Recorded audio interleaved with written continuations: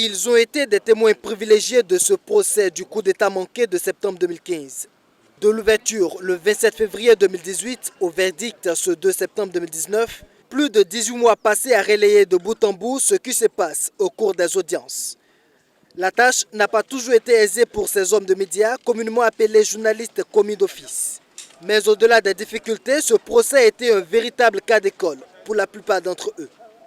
Au plan professionnel, on a beaucoup appris et surtout ce qu'il faut ajouter aussi, c'est qu'au niveau de la concentration et de la rigueur, ça nous a beaucoup apporté. Parce qu'on doit rester là toute la journée à noter, et comme c'est un domaine assez sensible, il faut rester concentré toute la journée pour ne pas passer à côté. Donc en termes de concentration, ça a été également une leçon pour nous. On apprenait comment la justice fonctionne, on apprenait comment les avocats par exemple plaident pour les accusés, etc.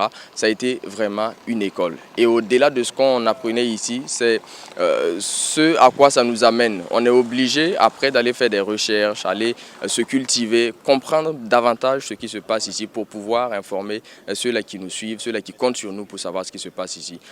Sur le plan professionnel, ces journalistes se sont bonifiés. Novices au départ du langage judiciaire, certains, sans être des experts, ont pu apprendre les b.a.-ba des dispositions juridiques, surtout en ce qui concerne le procès pénal.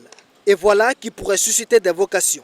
On peut dire que c'est déjà en cours, sinon c'est déjà fait, parce que avant ce procès, j'ai suivi d'autres audiences au niveau du tribunal militaire, ce qui a valu à une certaine période mon choix comme le chef de desk justice et droits humains au niveau de la radio Omega. Et aujourd'hui, quand on parle de justice, quand on parle surtout du tribunal militaire, généralement c'est vers moi qu'on se tourne parce que je suis le journaliste de la rédaction qui a le plus côtoyé cette institution-là, cette juridiction, tout ce qu'il y a autour. Le procès a été long, près de 2 années qu'il dure.